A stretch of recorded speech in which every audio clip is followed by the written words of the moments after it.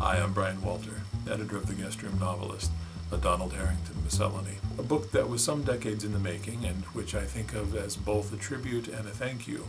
to a dear old friend of mine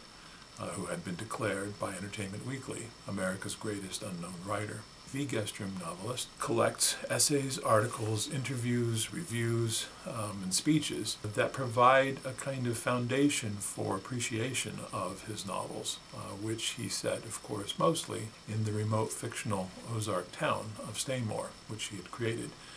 based on his childhood memories of Drake's Creek, the town where he spent his summers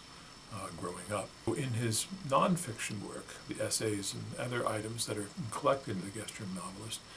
one of the things that become apparent is just how thick and sturdy a scholastic and intellectual and philosophical foundation his novels rested upon. And so much of the goal of the Guestroom Novelist is to kind of help illuminate those sorts of foundations. There's also, as I mentioned, just kind of a note of gratitude that runs through this book, a playful note of gratitude, because Don befriended me when I was still a fairly young pup, referred to me at the time as a baby curmudgeon, next to, of course, his well-seasoned, deeply experienced curmudgeon. I've always felt a bit of a debt to what he did for me in providing an example of somebody who held himself to high standards,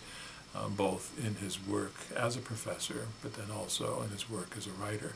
even when doing so, hewing to the truth of his vision. Might have cost him some readers, might have cost him some fame. He was an accomplished postmodern artist, but because he bestowed his talents on setting characters and on voices and experiences that are so easily caricatured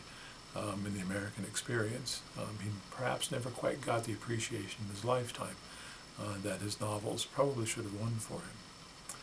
So, in the course of offering both this tribute and a thank you, I've nestled in a lot of jokes that I will say frankly are inspired by Don's ghost, things that are built into my introductions to the different sections, into the notes that show up most prominently in the final sections, in the interviews I did with him, and even in the index, the sorts of things that Harrington himself would definitely have recognized and would have chuckled over, because, as I like to think, this was him, in fact, inspiring them to a great degree with the influence that he'd had on me over the decades, over the years of correspondence and friendship. So, if you've read Don Harrington's novels, then I hope you'll find that you're in for another treat, stepping into his voice and sensibility, which should be very recognizable to anybody who's fallen in love with the Staymore novels. If you have yet to fall in love with the Staymore novels, then what I hope is that the Guestroom Novelist will give you ample cause to pick them up, because once you find yourself visiting the little town, the world that he created, I think you'll find yourself going back repeatedly and finding yourself, in fact, staying more. Thank you.